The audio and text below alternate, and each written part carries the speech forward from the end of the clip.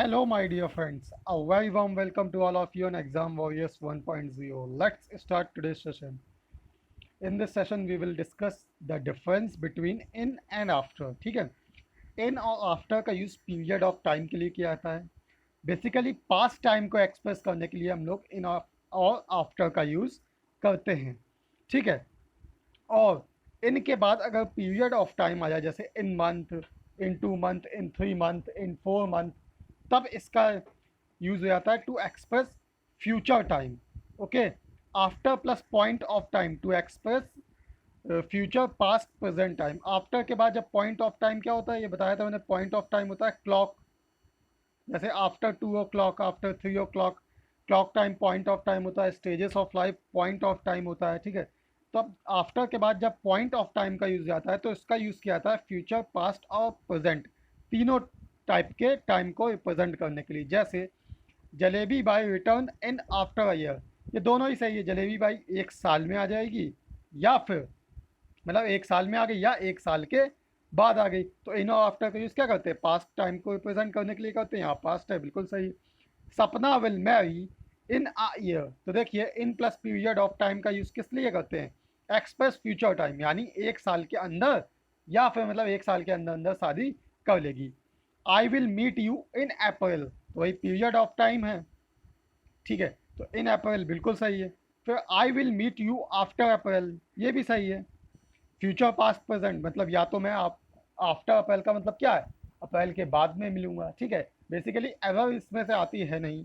ये सिर्फ मैंने आपको समझाने के लिए बताया कि इन और आफ्टर का यूज़ हम लोग पॉइंट ऑफ टाइम और पीरियड ऑफ टाइम में किस तरह करते हैं. ठीक है, ये बेसिकली आते हैं फिल इन द ब्लैंक्स में फिल करने के लिए. ठीक है, एवर के क्वेश्चन इससे नहीं पूछे जाते हैं. फिर आते हैं rule number 33 sorry. Rule number 33 के अकॉर्डिंग इन और विथ इन का डिफरेंस है. इन जो होता है आफ्टर और at the completion of given time के लिए होता है. ठीक है, या तो उस टाइम के अंदर वो काम हो जाएगा या उसके बाद में हो सकता है. ठीक है, विथ इन का यूज़ क्या आता है कि वो काम इस पीरियड ऑफ टाइम के अंदर अंदर हो ही जाएगा, बिल्कुल 100% हो जाएगा. जैसे I shall return your money in या फिर विथ इन 2 ईयर्स. तो यहाँ पे देखिए इन का मतलब होगा कि मैं तुम्हें 2 साल के अंदर अंदर लौटा भी दूंगा या 2 साल के 1-2 दिन बाद भी हो सकता है भाई. विथ इन का मतलब है कि 2 साल के अंदर अंदर जो गिवन टाइम है ना, लिमिट, उसके अंदर हर हाल में लौटा दूंगा मैं. ठीक है, तो यहाँ पे इन भी सही है लेकिन विथ इन ज़्यादा सही है. ठीक है, इन सिर्फ सही है, विथ इन ज़्यादा सही है. ठीक है, I think this difference is clear in your mind. Okay, फिर हम आते हैं नेक्स्ट पे, रूल नंबर 34 पे. रूल नंबर 34 है जो वो क्या कह रहा है? ऑफ और ऑफ में क्या रिलेशन मतलब डिफरेंस होता है? ऑफ का यूज़ किया जाता है रिलेशन के लिए, कॉज के लिए और रीजन के लिए. रिलेशन जैसे I am the son of doctor या I am brother of Ram, तो मतलब मैं राम का भाई हूँ, मैं एक डॉक्टर का लड़का हूँ. ठीक है, तो इसके लिए क्या होते हैं? फिर आते हैं कॉज पे. जैसे सी डाई ऑफ कैंसर, बेसिकली किसी बीमारी से मरने के लिए हम लोग ऑफ प्रीपोजिशन का यूज़ करते हैं. और ऑरिजन के लिए भी, जैसे I born of a rich family या I born of a poor family, तो यहाँ इन नहीं आएगा. जो एग्जामिनेशन होता है वहाँ क्या लिख देंगे?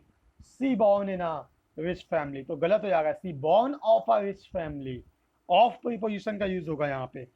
और ओ डबल एफ का यूज़ तो सबको पता है, सेपरेशन के लिए करते हैं. ठीक है, जैसे you are the part of my world, तो यहाँ पे क्या है? रिलेशन, तुम मेरे पूरे संसार के एक भाग हो. He will die of cancer, वो कैंसर से मरेगा.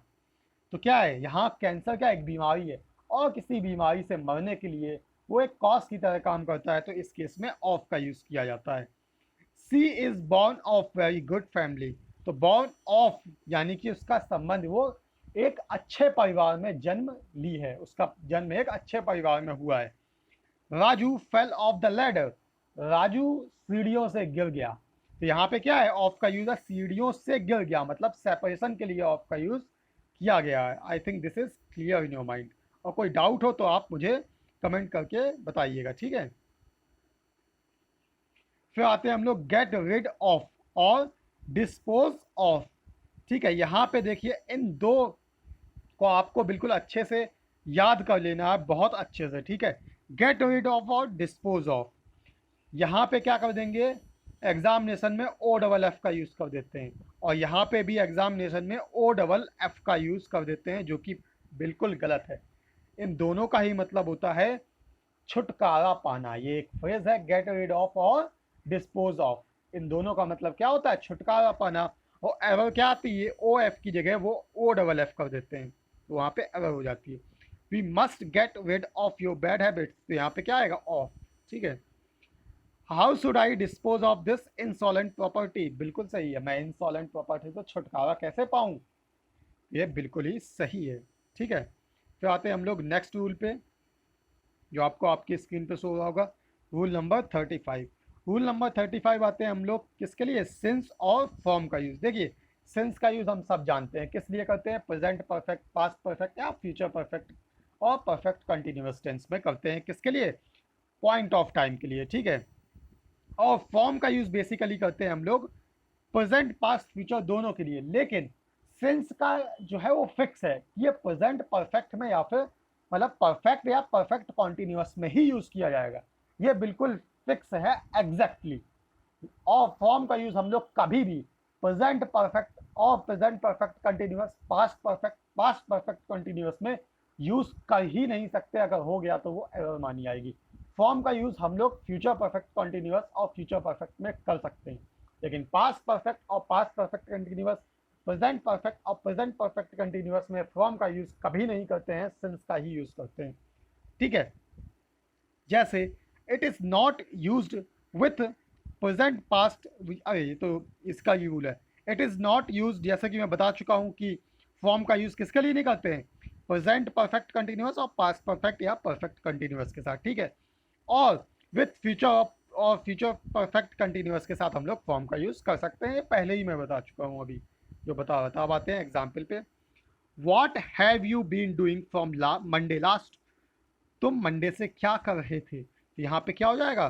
सिंस मंडे लास्ट, क्योंकि ये क्या है? पॉइंट ऑफ टाइम है।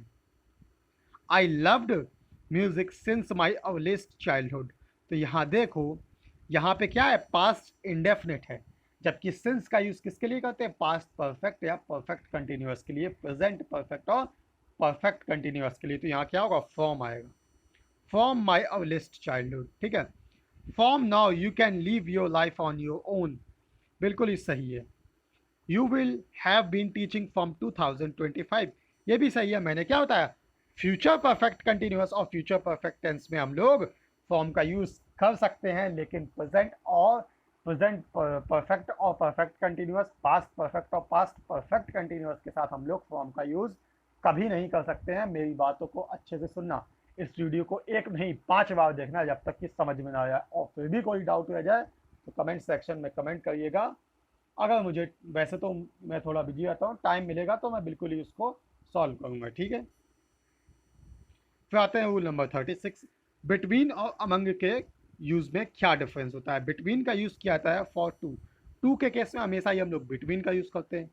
अमंग का यूज़ किया था फॉर मोर देन टू, लेकिन बिटवीन का यूज़ हम लोग रेसिप्रोकल रिलेशन में करते हैं। रेसिप्रोकल का मतलब है ऐसी चीज़ जो सब में साझा की जाए, सब में समान तरीके से डिस्ट्रीब्यूट किया। जैसे India shares border between Nepal, China and Pakistan, तो इंडिया का क्या है? बॉर्डर। तो ये बिल्कुल ही सही है। ठीक है। फिर आते हैं हम लोग किस में? नेक्स्ट पे बिटवीन का यूज एंड। बिटवीन का पेयर जो होता है, कंजक्शन में भी ये बात बताई थी, एंड होता है। ठीक है। और फिर यही है कि ईच, नाउन एंड नेक्स्ट के केस में भी हम लोग बिटवीन का यूज करते हैं। जैसे distribute the sweets between, distribute this sweets between each boy and next.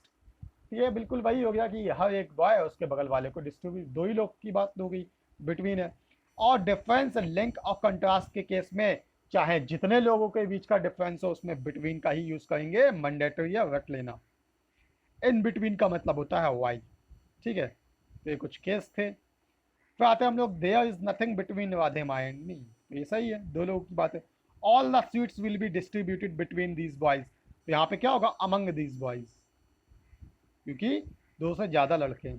The property was divided among his two sons, तो दो लोगों की बात है तो बिटवीन का यूज होगा। ठीक है। तो आते हैं, a treaty has been sign between India, Pakistan, China and Sri Lanka, तो देखिए यहाँ पे 4 कंट्रीज हैं, तब भी बिटवीन का यूज बिल्कुल सही है, क्योंकि ये रेसिप्रोकल रिलेशन है। मैंने क्या कहा, रेसिप्रोकल रिलेशन का मतलब होता है ऐसी चीज जो सब में समान तरीके से वितरित की जाए, डिस्ट्रीब्यूट की जाए। जब ट्रीटी साइन हुई है तो उसमें सारे देशों का इक्वल कंट्रीब्यूशन होगा। जब इक्वल कंट्रीब्यूशन होगा वो ट्रीटी सब में बिल्कुल ही समान तरीके से डिस्ट्रीब्यूट हो जाएगी। तो यहाँ पे हमेशा ही बिटवीन का यूज ही होगा, अमंग का यूज हुआ तो ये गलत हो जाएगा। Switzerland lies between France, Germany, Austria and Italy. तो देखिए यहाँ पे 4 कंट्रीज हैं, फिर भी बिटवीन का यूज बिल्कुल ही सही है, क्योंकि स्विट्जरलैंड जो है वो चारों कंट्रीज से घिरा हुआ है, यानी उसका बॉर्डर चारों कंट्रीज के बीच रेसिप्रोकली डिवाइड हो रहा है, बिल्कुल साझा डिस्ट्रीब्यूट किया जा रहा है इक्वल तरीके से। और ये चारों कंट्रीज आपस में भी जुड़ी हैं, तो रेसिप्रोकल रिलेशन हो जाने की वजह से यहाँ पे बिटवीन का ही यूज होगा। अगर अमंग का यूज किया तो वो बिल्कुल गलत होगा। फिर आते हैं Honeypreet job is between a secretary and a personal assistant. तो बिल्कुल सही है, दो लोगों की बात हो रही है, मतलब दो पोस्ट की बात है, बिल्कुल सही है। Everything will be distributed between each boy and the next. मैंने बताया बताया था ईच बॉय या फिर each noun and the next के केस में हमेशा ही हम लोग बिटवीन का यूज करते हैं, ये बिल्कुल ही सही है। What is the difference between these 20 boys.